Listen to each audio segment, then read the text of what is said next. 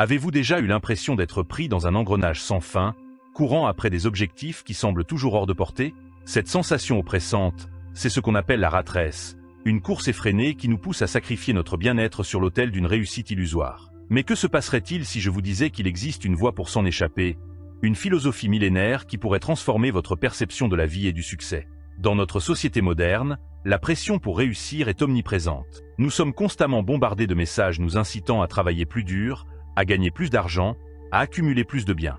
Mais à quel prix? Stress chronique, burn-out, relations familiales tendues, santé compromise, la liste des conséquences néfastes de cette course sans fin est longue et douloureuse. Pourtant, nous continuons, persuadés que le prochain bonus, la prochaine promotion ou le prochain gadget à la mode nous apportera enfin le bonheur tant convoité. Et si je vous disais que la clé pour échapper à ce piège se trouve dans une sagesse vieille de plus de 2000 ans? Le stoïcisme, bien plus qu'une simple philosophie antique, offre des outils concrets pour naviguer dans les eaux tumultueuses de notre époque. Il nous invite à repenser notre définition du succès, à cultiver notre paix intérieure et à trouver un sens profond à notre existence, au-delà des apparences et des attentes sociétales. Chers amis, si vous vous sentez prêts à explorer une nouvelle façon de vivre, plus authentique et épanouissante, je vous invite à vous abonner à notre chaîne Esprit Stoïcien et à activer les notifications. Chaque vidéo est conçue pour vous apporter des enseignements précieux et des outils pratiques pour transformer votre vie. Ne manquez aucun épisode de ce voyage vers la sagesse et la sérénité. Dans cette vidéo, nous allons décortiquer ensemble les principes stoïciens qui peuvent vous aider à briser les chaînes de la rat race. Chaque partie s'appuie sur la précédente, formant un tout cohérent. Je vous encourage donc à regarder l'intégralité de la vidéo, car chaque concept est une pièce essentielle du puzzle qui vous mènera vers une vie plus libre et épanouie. Êtes-vous prêt à défier le statu quo et à redéfinir votre vision du succès? Alors, commençons ce voyage ensemble. Imaginez-vous un instant dans la peau d'un hamster, courant frénétiquement dans sa roue. Il court sans relâche, persuadé d'avancer, alors qu'en réalité, il reste sur place. Cette image, aussi simple soit-elle, illustre parfaitement ce que nous appelons la rat race dans notre société moderne. Mais contrairement à notre ami rongeur, nous avons le pouvoir de prendre conscience de notre situation et d'en sortir. La première étape pour échapper à cette course effrénée est justement la prise de conscience. Dans notre monde hyperconnecté et ultra compétitif, il est facile de se laisser emporter par le flot incessant des obligations, des attentes et des comparaisons. Nous nous retrouvons souvent à courir après des objectifs qui ne sont pas les nôtres, dictés par une société qui valorise la réussite matérielle au détriment du bien-être intérieur. Les signes de cette course sans fin sont nombreux et parfois subtils. Vous sentez-vous constamment pressé, stressé, incapable de profiter pleinement du moment présent? Avez-vous l'impression que peu importe vos efforts, ce n'est jamais assez? Êtes-vous obnubilé par la prochaine étape, le prochain achat, la prochaine promotion, au point d'en oublier de vivre l'instant présent? Si vous vous reconnaissez dans ces descriptions, il est fort probable que vous soyez pris dans l'engrenage de la rat race. Cette situation me rappelle la célèbre allégorie de la caverne de Platon. Dans ce récit, des prisonniers sont enchaînés depuis leur naissance dans une caverne, ne voyant que les ombres projetées sur le mur devant eux.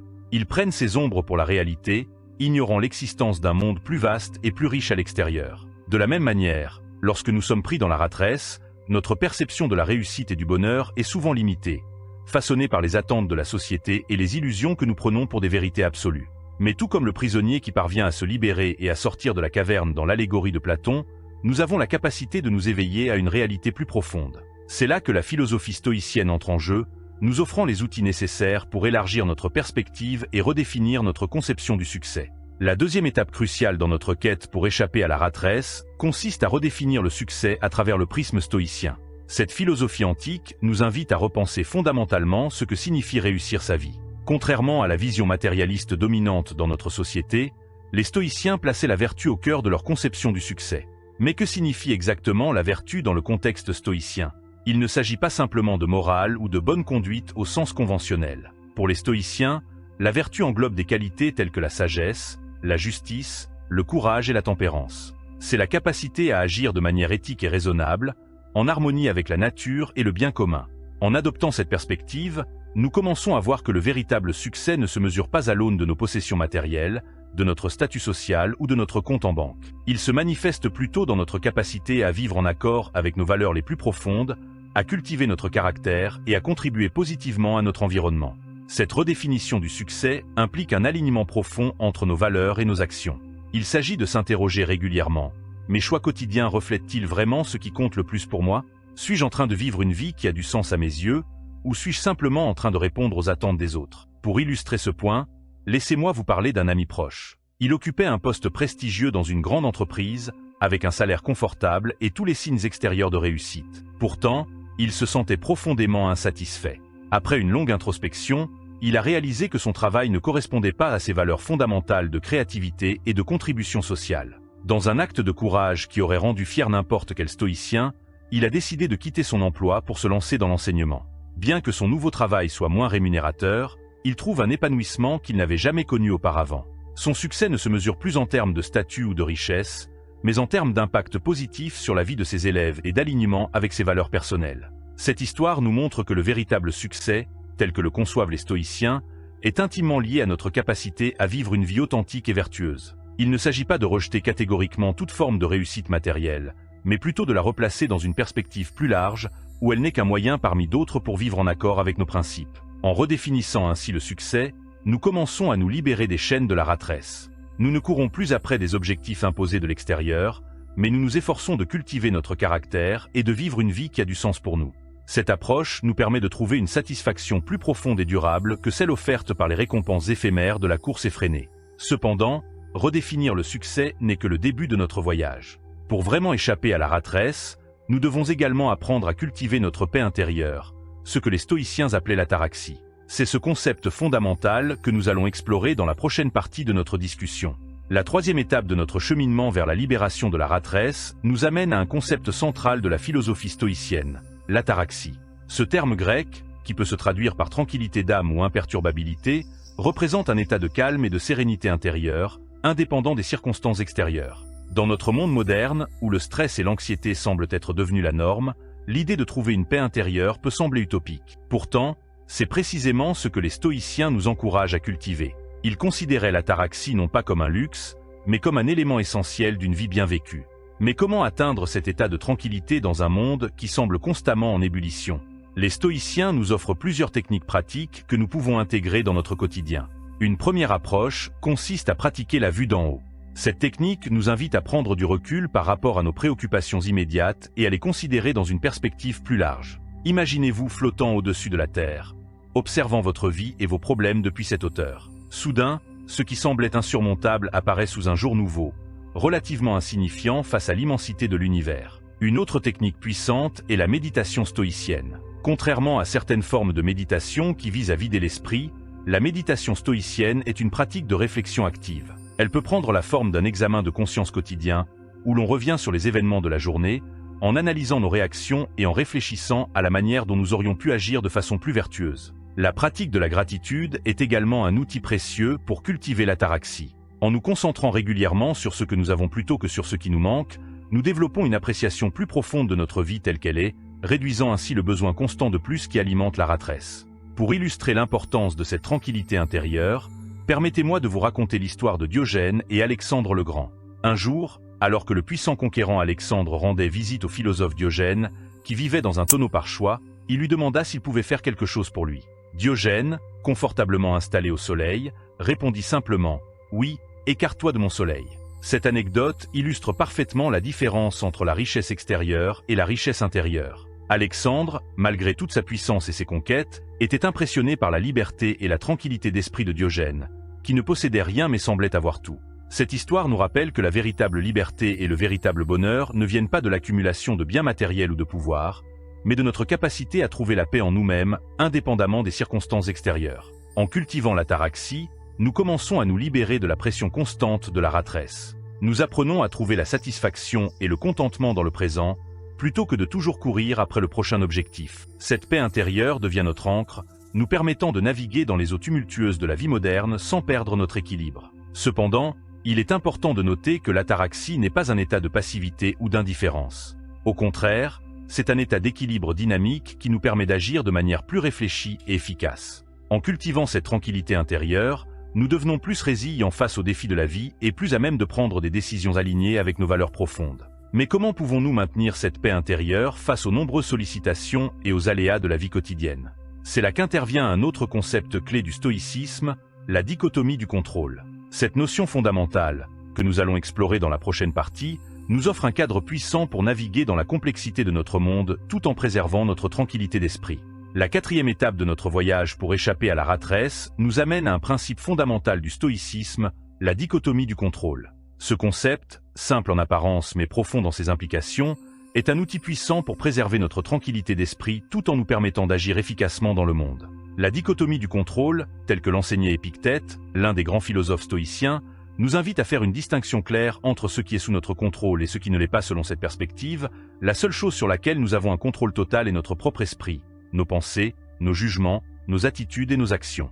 Tout le reste, les événements extérieurs, les actions des autres, les résultats de nos efforts, est en dehors de notre contrôle direct. Cette distinction peut sembler évidente, mais son application cohérente dans notre vie quotidienne peut être transformatrice. En concentrant notre énergie et notre attention sur ce qui est sous notre contrôle, nous évitons de gaspiller notre temps et nos ressources émotionnelles à nous inquiéter ou à nous frustrer pour des choses que nous ne pouvons pas changer. Dans le contexte de la vie professionnelle moderne, l'application de ce principe peut être particulièrement libératrice. Prenons l'exemple d'un projet important au travail.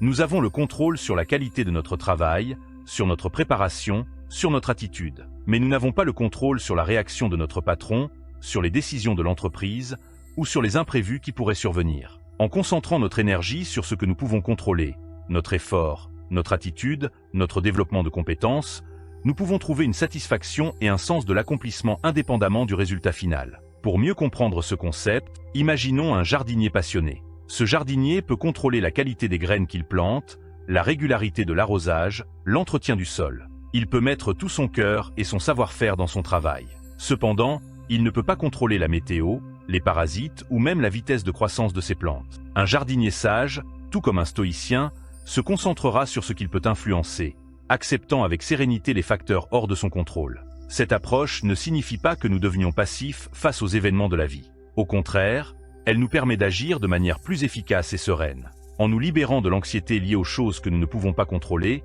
nous libérons une énergie considérable que nous pouvons réinvestir dans ce qui est vraiment en notre pouvoir. Dans notre vie personnelle, l'application de ce principe peut également avoir un impact profond.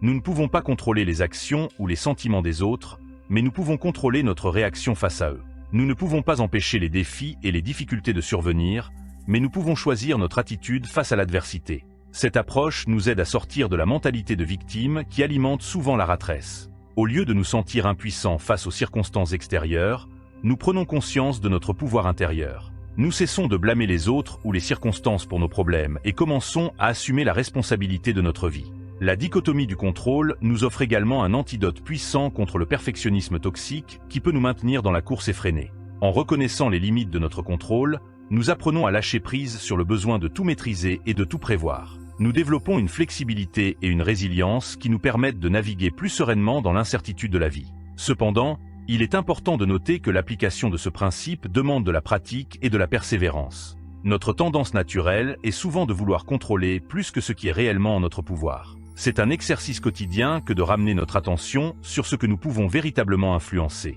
Une pratique utile consiste à se poser régulièrement la question « Est-ce que cela dépend de moi ?» Face à une situation stressante ou un défi, prenez un moment pour réfléchir à ce qui est réellement sous votre contrôle. Vous constaterez souvent que beaucoup de nos inquiétudes concernent des choses sur lesquelles nous n'avons aucune prise directe. En intégrant progressivement la dichotomie du contrôle dans notre vie quotidienne, nous commençons à ressentir un sentiment croissant de liberté et de paix intérieure. Nous ne sommes plus à la merci des caprices du destin ou des attentes des autres. Nous apprenons à trouver notre centre, notre point d'équilibre, au milieu des turbulences de la vie. Cette approche nous aide à sortir de la mentalité de la rat race, où nous sommes constamment en réaction, courant après des objectifs qui semblent toujours hors de portée. Au lieu de cela, nous devenons plus proactifs, concentrant notre énergie sur ce qui compte vraiment et sur ce que nous pouvons réellement influencer. Mais la dichotomie du contrôle n'est qu'une partie de l'équation. Pour vraiment se libérer de la rat race, nous devons aller encore plus loin dans notre acceptation de la réalité telle qu'elle est. C'est là qu'intervient un autre concept stoïcien fondamental, l'amor fati, ou l'amour du destin. Cette notion, que nous allons explorer dans la prochaine partie, nous invite à embrasser pleinement notre vie, avec ses hauts et ses bas, comme le chemin nécessaire vers notre épanouissement. La cinquième étape de notre exploration des principes stoïciens pour échapper à la rat race nous amène à un concept à la fois profond et paradoxal, l'amor fati, ou l'amour du destin. Cette notion, qui peut sembler contre-intuitive au premier abord, est en réalité un outil puissant pour trouver la liberté et le contentement au milieu des défis de la vie moderne. L'amor fati nous invite à aller au-delà de la simple acceptation de notre destin pour véritablement l'embrasser, voire l'aimer. Il s'agit de considérer que tout ce qui nous arrive, le bon comme le mauvais, est nécessaire et bénéfique pour notre croissance et notre épanouissement. Cette attitude peut sembler difficile à adopter, surtout lorsque nous sommes confrontés à des situations difficiles ou des échecs. Cependant, c'est précisément dans ces moments-là que la mort Fati révèle toute sa puissance. Au lieu de nous lamenter sur notre sort ou de nous insurger contre l'injustice du monde, nous sommes invités à voir ces défis comme des opportunités d'apprentissage et de croissance. Prenons l'exemple d'une perte d'emploi, situation qui peut être particulièrement stressante dans le contexte de la rat race. La réaction naturelle pourrait être la peur, la colère ou le désespoir. Mais avec la mort Fati, nous pourrions choisir de voir cette situation comme une opportunité de réinvention, une chance de poursuivre une passion longtemps négligée, ou simplement un moment pour réévaluer nos priorités de vie. La mort Fati ne signifie pas que nous devions nous résigner passivement à notre sort ou accepter l'injustice sans rien faire. Au contraire, il s'agit d'une acceptation active qui nous permet d'agir de manière plus efficace et sereine face aux défis de la vie. En acceptant pleinement la réalité telle qu'elle est, nous libérons l'énergie que nous aurions autrement gaspillée à nous plaindre ou à nous révolter contre les circonstances. Cette approche peut transformer radicalement notre perception du travail et de la vie en général. Au lieu de voir notre emploi comme une corvée nécessaire dans la course effrénée vers le succès, nous pouvons choisir de l'embrasser comme une partie intégrante de notre voyage. Chaque tâche, même la plus banale, devient une opportunité de pratiquer la vertu, d'améliorer nos compétences, ou simplement d'être pleinement présent dans l'instant. L'empereur philosophe Marc Aurèle, l'un des grands penseurs stoïciens, a magnifiquement exprimé cette idée dans ses méditations. Aime ce qui t'arrive et qui est tissé par le destin pour toi, car que pourrait-il t'arriver de mieux? Cette citation nous rappelle que notre destin, avec tous ses hauts et ses bas, est unique et précisément adapté à notre croissance personnelle. Cependant, il est important de comprendre que la mort Fati n'est pas une résignation passive ou un optimisme naïf. Il ne s'agit pas de prétendre que tout est toujours pour le mieux ou de nier la réalité de la souffrance. Il s'agit plutôt d'adopter une attitude qui nous permet de trouver du sens et de la valeur dans toutes nos expériences, y compris les plus difficiles. Dans le contexte de la rat race, la mort Fati peut être particulièrement libérateur. Il nous permet de nous libérer de la pression constante de réussir selon les normes de la société. Au lieu de toujours courir après le prochain objectif, nous apprenons à apprécier le chemin lui-même, avec tous ses détours et ses obstacles. Cette approche peut sembler contre-intuitive dans une culture qui valorise le contrôle et la maîtrise de notre destin. Pourtant, en embrassant l'incertitude et l'imprévisibilité de la vie, nous trouvons paradoxalement une forme de liberté et de paix intérieure que la recherche constante de contrôle ne peut jamais nous offrir. La mort Fati nous invite également à développer une perspective à long terme sur notre vie. Au lieu de nous focaliser sur les gains ou les pertes à court terme, nous commençons à voir comment chaque expérience contribue à façonner qui nous sommes et qui nous devenons. Cette perspective plus large nous aide à sortir de la mentalité de la rat race, où chaque revers est vécu comme une catastrophe. La pratique de la mort Fati demande du temps et de la persévérance. Une façon de commencer est de prendre l'habitude, chaque soir, de réfléchir à notre journée et de trouver quelque chose à apprécier dans chaque événement, même les plus difficiles. Petit à petit, nous développons la capacité de voir le potentiel de croissance et d'apprentissage dans toutes nos expériences. En intégrant la mort Fati dans notre vie, nous commençons à ressentir un sentiment croissant de liberté et de paix intérieure. Nous ne sommes plus à la merci des hauts et des bas de la vie, car nous avons appris à les embrasser comme faisant partie intégrante de notre voyage. Cependant, pour vraiment se libérer de la rat race, il ne suffit pas de changer notre attitude intérieure. Nous devons aussi examiner notre relation avec le monde matériel qui nous entoure. C'est là qu'intervient un autre principe stoïcien fondamental, la frugalité volontaire. Cette notion, que nous allons explorer dans la prochaine partie, nous invite à simplifier notre vie pour mieux nous épanouir. La 6e étape de notre exploration des principes stoïciens pour échapper à la rat race nous amène à un concept qui peut sembler en contradiction directe avec les valeurs de notre société de consommation, la frugalité volontaire. Cette notion, chère aux stoïciens, nous invite à simplifier notre vie matérielle pour mieux nous épanouir sur le plan personnel et spirituel. La frugalité, dans le contexte stoïcien, ne signifie pas vivre dans la pauvreté ou se priver de tout plaisir. Il s'agit plutôt de cultiver une relation plus saine et plus équilibrée avec les biens matériels. C'est l'art de savoir distinguer entre nos besoins réels et nos désirs superficiels, entre ce qui est vraiment nécessaire à notre bonheur et ce qui n'est qu'une distraction.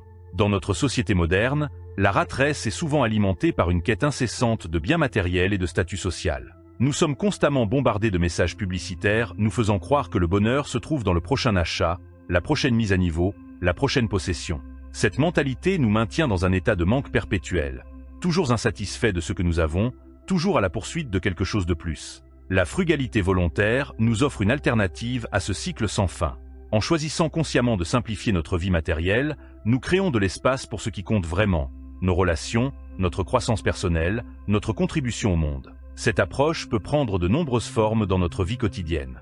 Cela peut commencer par un simple tri de nos possessions, en nous débarrassant de ce qui n'est pas vraiment utile ou ne nous apporte pas de joie.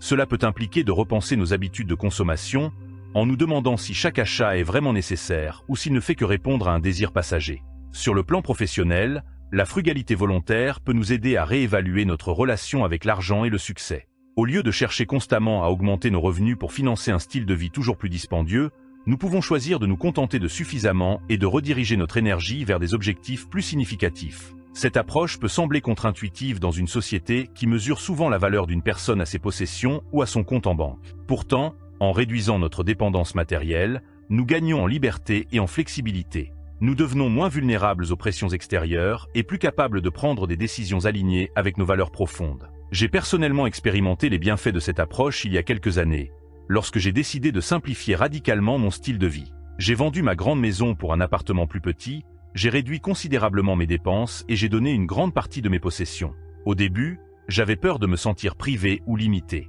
Mais à ma grande surprise, j'ai découvert une liberté que je n'avais jamais connue auparavant. Avec moins de biens à entretenir et moins de factures à payer, j'ai trouvé plus de temps pour mes passions, mes relations et mon développement personnel. Cette expérience m'a appris que la vraie richesse ne se mesure pas à ce que l'on possède, mais à la qualité de nos expériences et de nos relations. La frugalité volontaire nous invite également à repenser notre relation avec le temps. Dans la rat race, nous sommes souvent prêts à échanger notre temps, notre ressource la plus précieuse, contre de l'argent ou des biens matériels. En simplifiant nos besoins, nous pouvons souvent réduire notre dépendance au travail rémunéré et libérer du temps pour ce qui compte vraiment pour nous. Il est important de noter que la frugalité stoïcienne n'est pas une fin en soi, mais un moyen d'atteindre une vie plus épanouissante. L'objectif n'est pas de se priver, mais de créer de l'espace pour ce qui est vraiment important. En nous libérant de l'emprise des désirs matériels, nous devenons plus libres de poursuivre nos passions, de cultiver nos relations et de contribuer au bien commun.